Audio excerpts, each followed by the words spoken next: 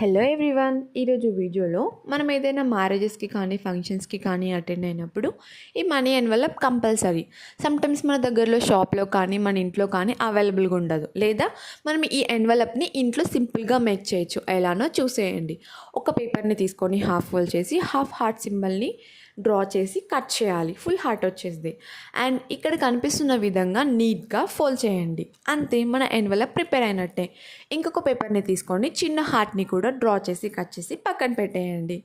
మనం ఎంత మనీ అయితే వాళ్ళకి ఇవ్వాలనుకుంటున్నామో అంత మనీ ఆ ఎన్వలప్లో ఇన్సర్ట్ చేసి ఆ చిన్న హార్ట్ సింబల్ని పేస్ట్ చేస్తే మన ఎన్వలప్ క్లోజ్ అయిపోయిద్ది.